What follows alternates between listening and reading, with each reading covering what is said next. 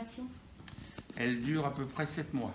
Un petit peu avant, ils ont 2 mois, 2 mois et demi sur l'isolation extérieure. Donc ils ont une partie d'isolation extérieure qui a été finie d'ailleurs. Et là, ils finissent fin janvier 2021.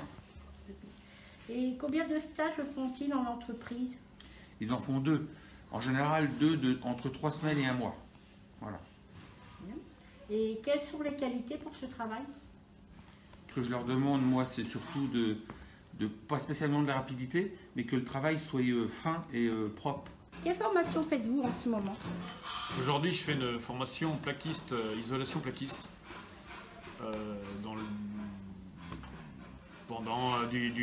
Ça a commencé à partir du 7 septembre pour moi, et ça se finit au 31 janvier. Voilà. Et quel outil utilisez-vous? Quel outil? Alors en outil, on a plusieurs outils aujourd'hui. On travaille avec des visseuses, on travaille avec un rabot à placo, on travaille avec une scie à placo, crayon, forcément un crayon de papier de menuisier, on travaille aussi avec un cutter. On travaille au niveau des outils, qu'est-ce qu'on a d'autre? On a une visseuse, on a un perforateur pour percer les dalles, pour mettre des chuilles. Et puis je crois que j'ai fait le tour. Et puis un laser, enfin laser ou cordeau pour tout, et puis un niveau pour mettre. Quelle matière première utilisez-vous? On utilise le placo. Pour commencer un travaux, c'est le montant. Si on va faire une cloison, on utilise les rails et les montants. Si on va faire un plafond, on utilise les fourrures et les suspentes. Et sur quel projet travaillez-vous actuellement? Les exercices pour la préparation de l'examen à partir du 29 janvier 2021.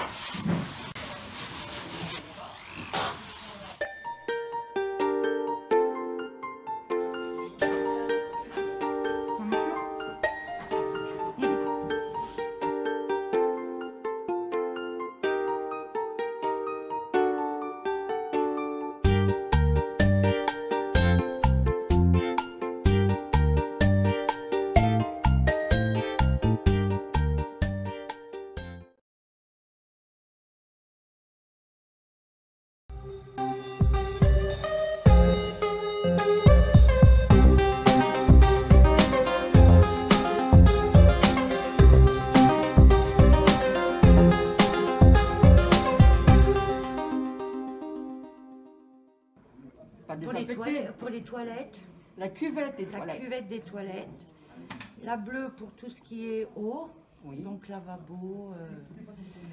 La jaune, c'est tout pour les points de contact, pour désinfecter. Désinfection. Et le blanc, c'est pour lustrer à la fin le robinet pour qu'il brille. Et le miroir.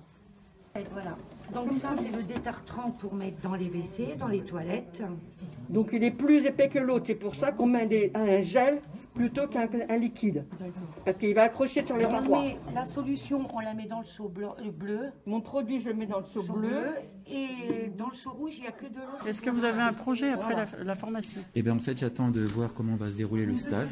Donc là, on a encore une semaine en théorie et pratique. Après, donc, moi, je suis chez Honnête, dans les parties communes. Et donc, à l'issue de ce stage, si on s'investit pleinement, on peut avoir un débouché professionnel. D'accord. Voilà. Pourquoi vous avez choisi cette formation? Alors pour moi, c'est une reconversion professionnelle complète, puisque moi avant je travaillais dans le secteur du BTP, et donc j'ai étudié le marché du travail, et il y a beaucoup de débouchés. Et je voudrais savoir comment vous avez été recruté pour la formation. Eh ben, j'ai consulté le site Centre de Val de Loire Étoile, et donc j'ai regardé toutes les formations qu'il y avait en ce moment. Et je suis tombé sur Saint-La, donc j'ai eu un entretien téléphonique, après un entretien physique. J'ai passé les tests et j'ai été reçu. D'accord, je vous remercie. De rien.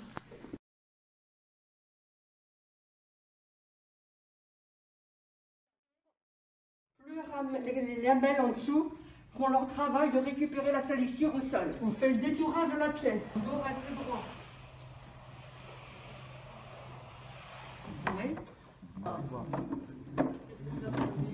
sens contraire des aiguilles d'une montre.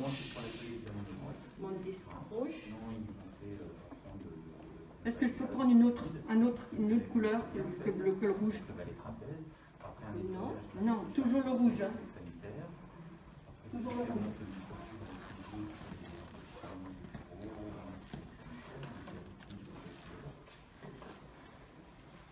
Je remonte sur les bandes et je fais un mode circulaire, un pied devant, un pied derrière. C'est que mon corps qui bouge. De deux manières, on peut le faire américain, à la française. Ouais. Moi, je le fais en premier à l'américain. D'accord?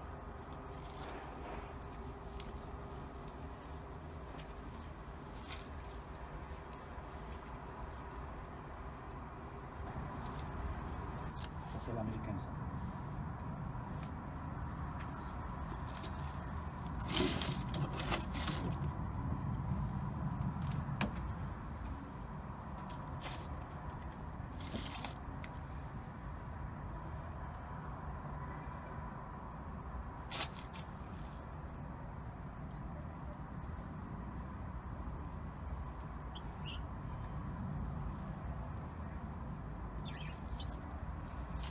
Il ne faut pas le lever.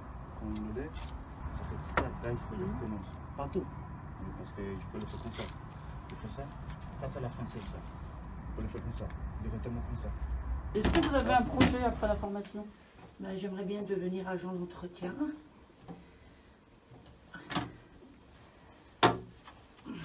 Et la formation que vous faites, est-ce qu'elle est qualifiante ou pas? On a juste une évaluation et on est soit admis ou pas, quoi. Oui, d'accord. Donc après, J'ai perdu le mot. Si vous voulez aller plus loin, il faut faire une, Ah bah après, oui, il faut faire une formation qualifiante. Voilà. Si après on veut apprendre tout ce qui est sur les machines, il faut un CQP. D'accord. Et je sais plus ce que je veux dire. Et comment oui, vous avez, donc après pour le recrutement, vous avez c'est quelqu'un qui vous a recruté ou c'est vous qui êtes allé voir pour la formation? Bon, on m'a parlé ça à Pini, dans cet organisme de l'insertion, on m'a parlé ça. Du coup, je me suis déplacée, je suis allée à Greta, je me suis informée, j'ai demandé, ils m'ont dit que voilà, ça va débuter le 29. Je me suis inscrite. D'accord. Ben, je vous remercie. Merci beaucoup, c'est gentil, merci.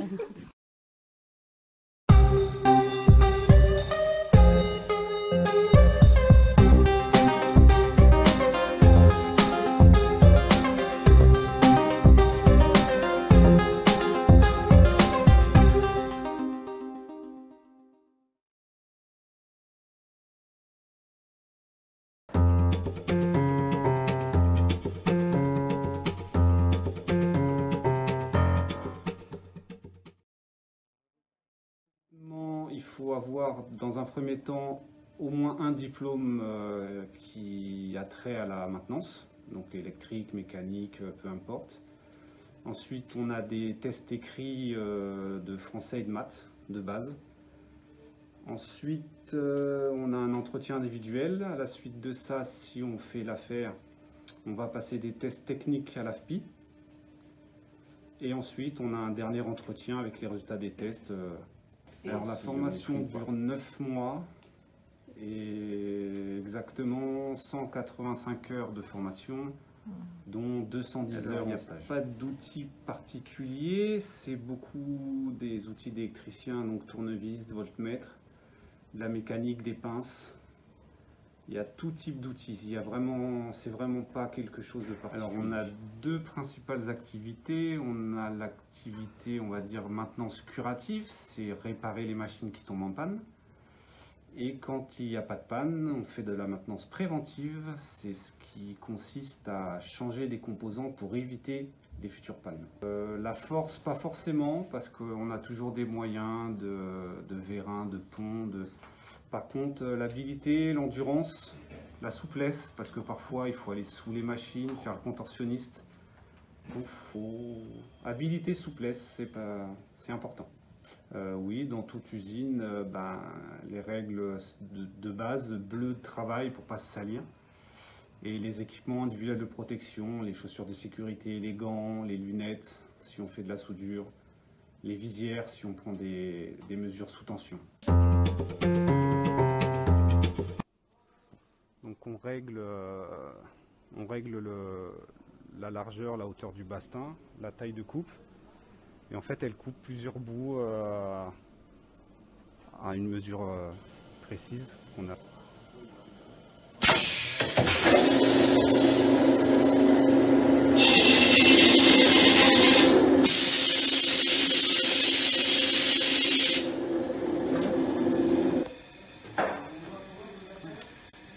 Donc là, c'est mon électrovanne en question qui fait monter la lame. Et coup de chance, on n'a pas besoin d'aller plus loin. Je m'aperçois que c'est le tuyau d'arrivée d'air qui a sauté. Donc en théorie, juste en réparant l'arrivée d'air, la panne devrait être résolue.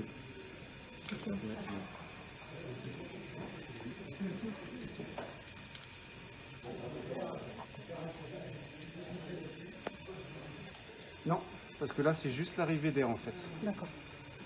Il se peut que ce soit le distributeur ou l'électrovanne qui est là, qui soit défaillant, mais là c'était juste un tuyau qui était fatigué, qu'il va falloir qu'on remplace bientôt, qui est sorti du logement et donc l'air n'arrivait plus.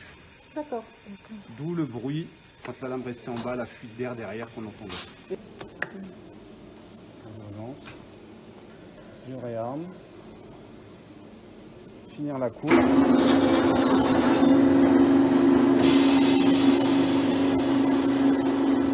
Là, j'ai relancé le cycle d'initialisation, donc elle redescend.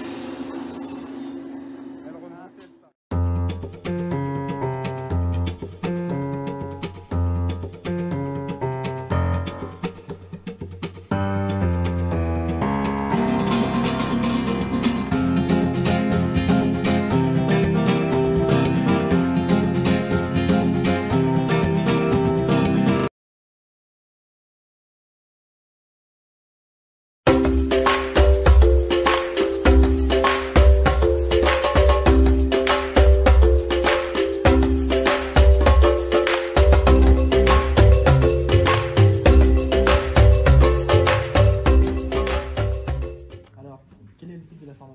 Alors le but de la formation, donc, c'est de former des futurs techniciens destinés à travailler dans les entreprises industrielles.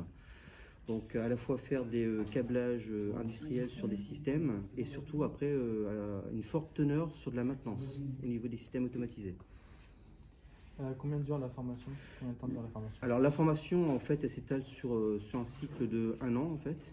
Ils attaquent à peu près à partir d'octobre et puis à partir de juillet ils sont certifiés avec le titre de certificat professionnel comme intervenant technicien en industriel en fait. Et du coup, y a-t-il un diplôme à obtenir à la fin de la formation? Alors, il n'y a pas de diplôme, mais nous, ce qu'on fait, c'est généralement, c'est quand on repère des personnes qui ont des aptitudes pour passer des diplômes type un BEP ou un CAP, voire un bac pro, on les inscrit en candidat libre sur ces diplômes-là, afin qu'ils puissent les passer, et puis obtenir en fait, un diplôme à la fin de leur formation. Donc, en gros, ils repartent avec la formation, ils peuvent repartir à la fois avec le titre professionnel et un diplôme d'État, en fait. Donc, au niveau du bac, par exemple. D'accord. C'est bon? Je vous remercie. Merci.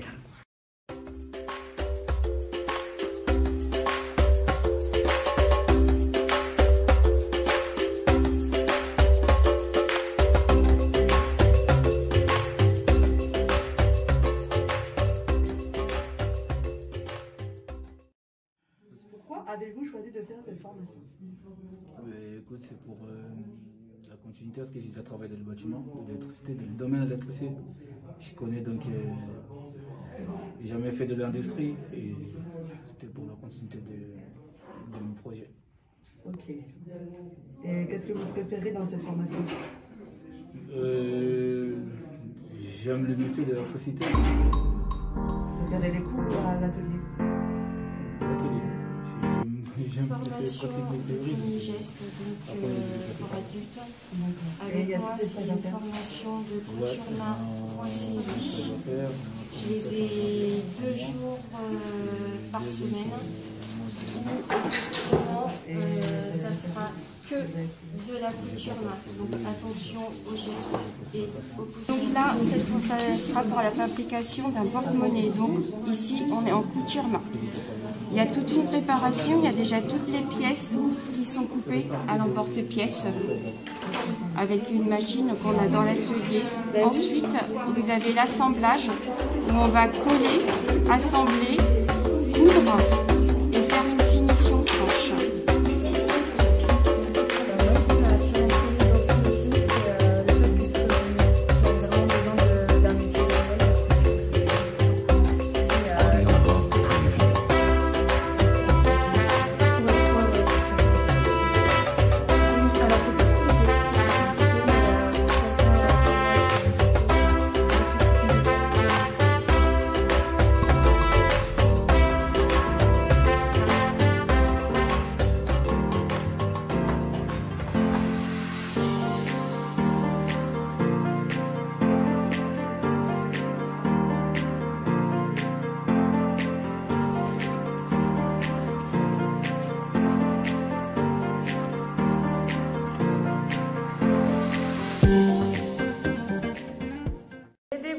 Après, donc, le principal poste, donc, ça va être de la maroquinerie, bien sûr.